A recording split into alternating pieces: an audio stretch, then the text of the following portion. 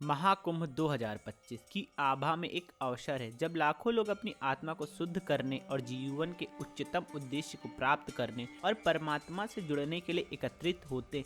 इस बार का महाकुंभ तीर्थराज प्रयाग नगरी में गंगा जमुना सरस्वती के तट पर होने जा रहा है। इस महाकुंभ का एक अनमोल और दिव्य पहलू भी है, कल्पवास। क्या आपने कभी पहले कल्पवास के बारे में सुना है? आखिर क्या होता है कल्पवास? लोग क्यों करते हैं कल्पवास? कितने दिन के लिए होता है ये कल्पवास? कल्पवास क्यों करना चाहिए? कल्पवास करने के नियम क्या क्या हैं? कल्पवास की अवधि क्या होती है? और इस साल 2025 में कल्पवास कब से शुरू होगा और कब खत्म होगा? कैसे अगर आप भी कल्पवास करना चाहते हैं तो महाकुंभ में पहुंचने के बाद आप कैसे कर सकते हैं कल्पवास? तो क्या आप जानना चाहते हैं कल्पवास के इन सभी पहलुओं को? तो अगर हाँ, तो यह वीडियो आपके लिए ही है। इस वीडियो में हम आपको कल्पवास के बारे में संपूर्ण जानकारी देंगे और इसके बारे में बताएंगे। और अगर आप प्रयागराज महाकुंभ में कल्पवास करना चाहते तो कैसे रुकेंगे, टेंट कहाँ लेंगे, इन सभी बातों की जानकारी भी आपको हमारे इस वीडियो के माध्यम से मिलने वाली। तो वीडियो को आखिर तक देखिए कि वीडियो बहुत ही इंफॉर्मेटिव होने वाला है। कल्पवास एक ऐसी अद्भुत और शक्तिशाली साधना जिसे विशेष रूप से माघ महीने में या फिर महाकुंभ के समय में किया जाता है। यह साधना न केवल शारीरिक शुद्धता की ओर ले जाती है बल्कि मानसिक और आत्मिक स्तर पर भी व्यक्ति को नई ऊर्जा प्रदान करती और नई दिशा देती है। कल्पवास का उद्देश्य आत्मा के अंदर गहरी शुद्धिकरण की प्रक्रिया को आरंभ करना है, जिसे व्यक्ति अपने जीवन के उद्देश्य को समझे और उसे पूरी तरह से प्राप्त कर सके। कल्पवास क्या है? कल्पवास शब्दों में सरल होने के बावजूद एक गहरी और समर्पणपूर्ण साधना है, जिसमें श्रद्धालु अपनी सांसारिक जीवन शैली से पूरी तरह से दूर होकर एक विशेष स्थान पर विशेष नियमों के अनुसार साधना करते हैं। यह एक ऐसा व्रत है जिसमें व्यक्ति अपने शारीरिक और मानसिक शुद्धिकरण के लिए कई कठिन साधनाएं, नियम और व्रत अपनाता है। और इस बार महाकुंभ के समय कल्पवास करने का एक विशेष महत्व है, क्योंकि यह समय अत्यंत पवित्र माना जाता है। इस समय गंगा, जमुना, सरस्वती, अन्य पवित्र नदियों में स्नान करने से जीवन के पाप समाप्त होते हैं। कल्पवास के लिए प्रयाग में संगम के तट पर भक्त कुछ विशेष नियम धर्म के साथ महीना व्यतीत करते हैं। कुछ लोग मकर संक्रांति से भी कल्पवास आरंभ करते हैं। मान्यता के अनुसार कल्पवास मनुष्य के लिए आध्यात्मिक विकास का जरिया माना जाता है। संगम पर माघ के पूरे महीने निवास कर पुण्य फल प्राप्त करने की इस साधना को कल्पवास कहा जाता है। कहते हैं कि कल्पवास करने वाले व्यक्ति को इच्छित फल प्राप्त होने के साथ साथ जन्म जन्मांतर के बंधनों से मुक्ति भी मिलती। महाभारत के अनुसार 100 साल तक बिना निग्रहण किए तपस्या करने के फल के बराबर पुण्य माघ मास में कल्पवास करने से ही प्राप्त हो जाता है। शास्त्रों के अनुसार कल्पवास की न्यूनतम अवधि 1 रात्रि हो सकती है, 3 रात्रि हो सकती है, 1 महीने, 6 महीने, 6 वर्ष, 12 वर्ष या जीवन भर भी कल्पवास किया जा सकता है। कुंभ मेले के दौरान कल्पवास का महत्व और अधिक हो जाता है। इसका जिक्र वेदों और पुराणों में भी मिलता है। हालांकि कल्पवास कोई आसान प्रक्रिया नहीं है। जाहिर है मोक्षदायिनी ये विधि एक कठिन साधना है। इसमें पूरे नियंत्रण और संयम का अभ्यस्त होने की आवश्यकता होती है। पद्म पुराण में इसका जिक्र करते हुए महर्षि दत्तात्रेय ने कल्पवास के नियमों के बारे में विस्तार से चर्चा की, जिसके अनुसार 45 दिन तक कल्पवास करने वाले को 21 नियम का पालन करना होता है। पहला नियम है सत्य वचन, दूसरा अहिंसा, तीसरा इंद्रियों पर नियंत्रण रखना, चौथा सभी प्राणियों पर दया भाव करना, पांचवा ब्रह्मचर्य का पालन करना, छठा व्यसनों का त्याग करना, सातवां ब्रह्म मुहूर्त में जगना, आठवां नित्य 3 बार पवित्र नदी में स्नान करना, नवा त्रिकाल संध्या, 10वां पितरों को पिंड दान करना, 11वां गरीबों में दान करना, 12वां अंतर्मुखी जप करना, 13वां सत्संग करना, 14वां संकल्पित क्षेत्र के बाहर ना जाना, 15वां किसी की भी निंदा ना करना, 16वां साधु सन्यासियों की सेवा करना, 17वां जप और संकीर्तन करते रहना,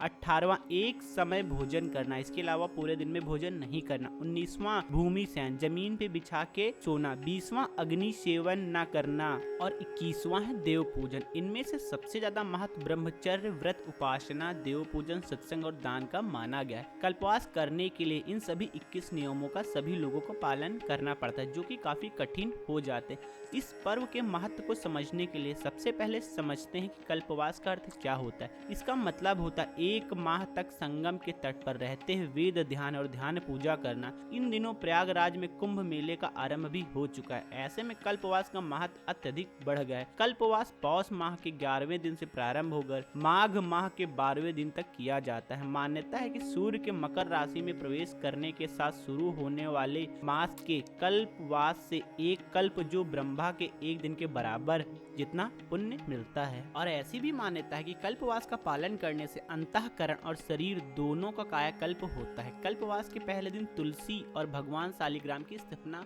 की जाती है और पूजा पाठ किया जाता है। और कल्पवास के दौरान जौ भी रोपा जाता है। जब कल्पवास की अवधि पूरी हो जाती है तो रोपे हुए जौ को साथ लेकर चले जाते हैं, जबकि तुलसी जी को गंगा में प्रवाहित कर देते हैं। ऐसी मान्यता है कि जो 1 महीने कल्पवास कर लेता है उसके लिए स्वर्ग में एक स्थान सुरक्षित हो जाता है। एक मान्यता ये भी है कि जो व्यक्ति कल्पवास की प्रतिज्ञा करता है वह अगले जन्म में राजा के रूप में जन्म लेता है। अब बात आती है, आप भी अगर कल्पवास करना चाहते हैं महाकुंभ 2025 में तो कैसे करेंगे। तो सबसे पहले महाकुंभ 2025 में पहुंचने के बाद आपको अपने लिए रुकने की व्यवस्थाएं ढूंढनी। और कल्पवास हमेशा नदी के किनारे किया जाता है, इसीलिए कुंभ में पहुंचने के बाद आपको एक टेंट की व्यवस्था करनी पड़ेगी। अगर रेट की बात करें तो इस बार टेंट आपको थोड़ा सा महंगे देखने को मिलने वाले। वैसे माघ महीने का जो कल्पवास होता है 12 साल हमेशा चलता रहता है, वहाँ पे आपको टेंट सस्ते मिलते हैं, लेकिन इस बार महाकुंभ इस वजह से आपको टेंट थोड़े से महंगे देखने को मिल सकते हैं। अगर आप 1 महीने के लिए टेंट लेंगे तो लगभग आप मान के चलिए 15 से 20 हजार रुपए तक आपको देना पड़ सकता है। और टेंट सिटी जो होती है भाई वो गवर्नमेंट की तरफ से कहीं भी नहीं बनाई जाती है, कल्पवासियों के लिए। कल्पवासियों के लिए वहीं पे लोकल लोगों को जगह दी जाती है, वहीं पे लोकल लोग अपना अपना टेंट लगाते हैं वहाँ पे जो कल्पवास करने आते हैं उनके लिए। तो टेंट के लिए अगर आप कल्पवास करना चाहते हैं तो महाकुंभ पहुंचने के बाद ही आपको टेंट की जो व्यवस्थाएं वो मिल पाएंगी। और अगर आपको कहीं से व्यवस्थाएं नहीं मिल रही तो आप महाकुंभ पहुंचिए, वहाँ पे त्रिवेणी घाट पहुंच जाइए या फिर किसी भी घाट पे पहुंच जाइए जहाँ पे पंडित पुरोहित पुजारी बैठे रहते, स्नान करने वाले को टीका वगैरह किया करते, उनसे जाके आपको मिलना है और उनसे बताना है कि हम कल्पवास करना चाहते हैं। फिर वो आपको हर प्रकार की व्यवस्थाएं करवा देंगे, वही आपको जहाँ पे टेंट मिलेंगे वहां तक लेके चले जाएंगे और सारी चीजें सारी जानकारी भी आपको दे देंगे। लेकिन एक चीज का ध्यान रखना, आप जब आप किसी भी पुरोहित पंडित पुजारी से मिलना ना तो वहाँ पे थोड़ी सी बार्गेनिंग भी कर लेना। होता यह है कि जो लोकल लोग वहाँ पे कल्पवास के लिए टेंट वगैरह लगाते हैं उनका इनसे कमीशन सेट होता है, तो आपको थोड़ी बहुत बार्गेनिंग भी कर लेनी है। अगर आपका 2000 रुपये भी बच जाएगा तो वो आपके ही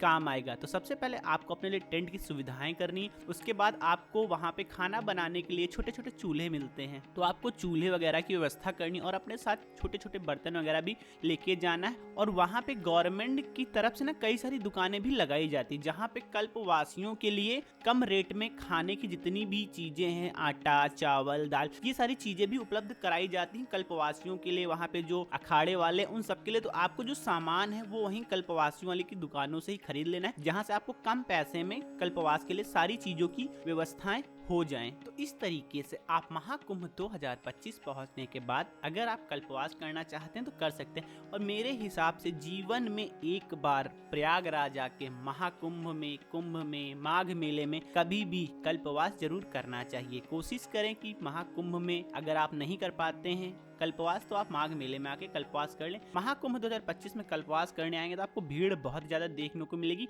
इसीलिए इस साल 2025 का कल्पवास थोड़ा सा महंगा भी पड़ने वाला है। या फिर अगर आप कहीं लोकल लोगों से संपर्क रखते हैं, कहीं आपको सस्ते में रुकने की जुगाड़ हो जाती है, टेंट वगैरह सस्ते मिल जाते हैं तो आपके लिए अच्छा होगा। और टेंट कहीं भी मिले आपको, गंगा नदी के किनारे, यमुना नदी के किनारे, कहीं भी दूर हो नजदीक हो, इसका कोई मतलब नहीं होता है। बस आपका जो टेंट है नदी के आसपास होना चाहिए, क्योंकि आपको 3 टाइम नदी में स्नान करना रहता है। जितना नजदीक आप टेंट लेंगे त्रिवेणी संगम उतना महंगा पड़ेगा, जितना दूर आप लेंगे उतना सस्ता पड़ेगा। तो आप कहीं भी टेंट लेके अपने लिए कल्पवास कर सकते हैं। तो दोस्तों आज की वीडियो में बस इतना ही। कैसा लगा आज का हमारा ये वीडियो कमेंट करिएगा, और अगर वीडियो पसंद आया तो वीडियो को लाइक कर दीजिए और ज्यादा से ज्यादा इस कल्पवास की वीडियो को सब तक शेयर करें ताकि लोगों को कल्पवास के बारे में जानकारी हो सके। Subscribe now and press the bell icon. Never miss an update.